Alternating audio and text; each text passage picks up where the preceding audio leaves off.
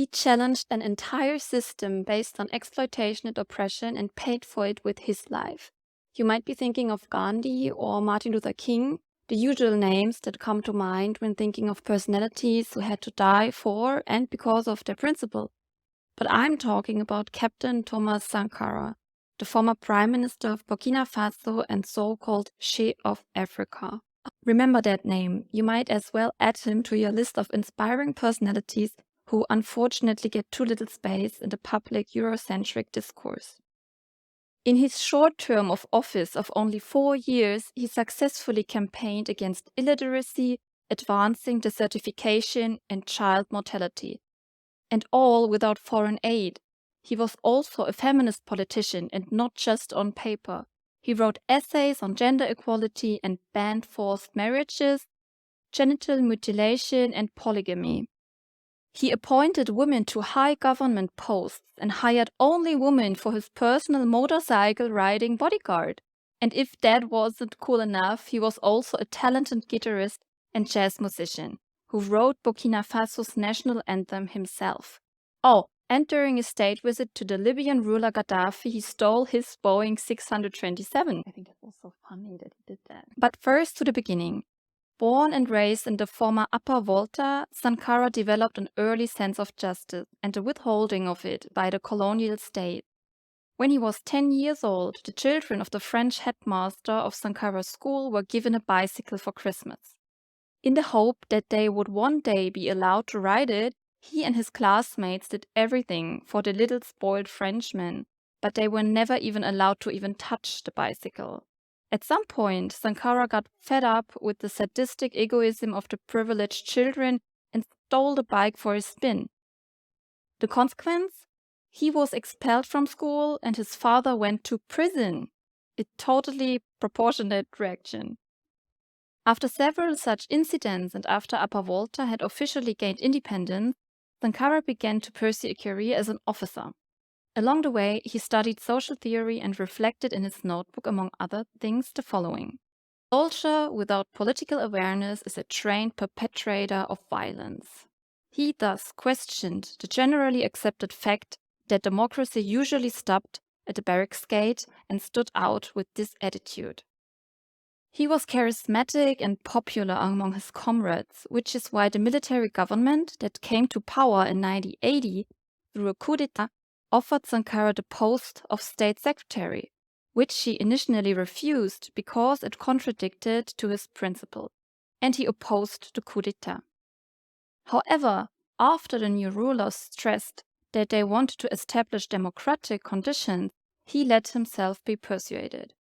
But this promise did not last long. Soon a ban on strikes was declared. In protest, and true to his principles, Sankara resigned from his post and was even punitively transferred because he warned in a long-distance speech, "Woe to those who want to subdue the people." 6 months later, in 1983, Sankara became president of Upper Volta. His motto was always "La patrie ou la mort, nous vaincrons," which translates to "Fatherland or death, we will win." He was especially combative towards the former colonial state. Thus, in his first address, he said, borrowing from the resistance fighter Samori Touré, that Ouagadougou will be the Bolibana, which means the end of imperialism. As one of his first acts in office, he symbolically changed the name of the country from Upper Volta to Burkina Faso. A combination of the languages Mossi and Dioula, which translates to the land of the righteous. At the conference of the non-aligned states 2 months later, he gave a speech publicly denouncing the still continuing domination of the former colonial powers. And here he attracted the attention of the very same. He denounced the law of the veto, the oppression of the Palestinians and African states, as well as the worldwide toleration of the apartheid regime. French President François Mitterrand, then in office, reacted during his state visit in 1986 by saying, Sankara. Hein? Non, c'est vrai, il vous titille, il pose des questions, quoi. Avec lui, il n'est pas facile de dormir en paix. Il a le tranchant d'une belle jeunesse et le mérite d'un chef d'État totalement dévoué à son peuple, et moi j'admire ses qualités qui sont grandes, mais il tranche trop aussi, il va plus loin qu'il ne faut, à mon avis, hein, qui me permettent de lui parler du haut. He deprived the former colonial powers of their sleep, those who still profited from relations with the former colonies by continuing to exploit them and corrupting any progressive development and actual independence.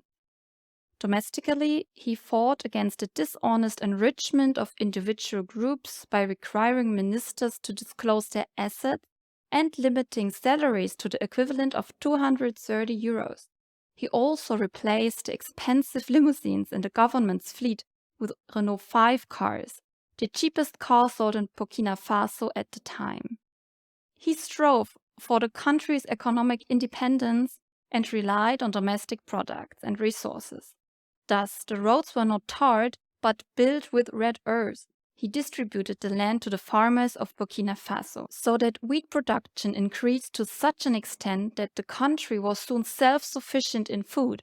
He proved that even an African country that is not blessed with all kinds of resources and climatic advantages can achieve independence from foreign aid, as the latter always took its toll in return. In terms of foreign policy, he demanded that African states rebel against the Western oppressor states and unite.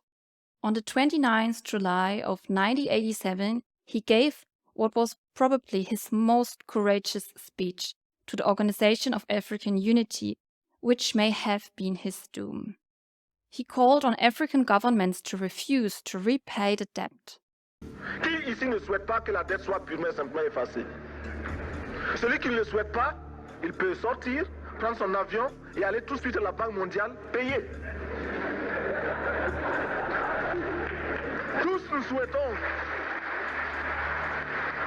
Notre conférence adopte la nécessité de dire clairement que nous ne pouvons pas payer la dette. Non pas dans un esprit belliqueux, belliciste. Ceci pour éviter que nous n'allions individuellement nous faire assassiner. Si le Burkina Faso tout seul refuse de payer la dette, je ne serai pas là à la prochaine conférence.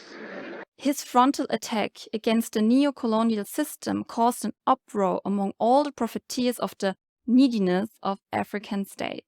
Barely 2.5 months later, on the 15th October 1987, Sankara was ambushed.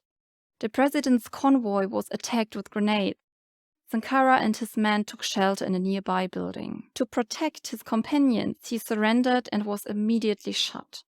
Afterwards, however, the assassins murdered the others present too. Sankara's companion at the time, Blaise Compaoré, then became president. He noted natural death on the death certificate and immediately set about undoing all of Sankara's achievements, initiating a smear campaign against Sankara to tarnish his legacy.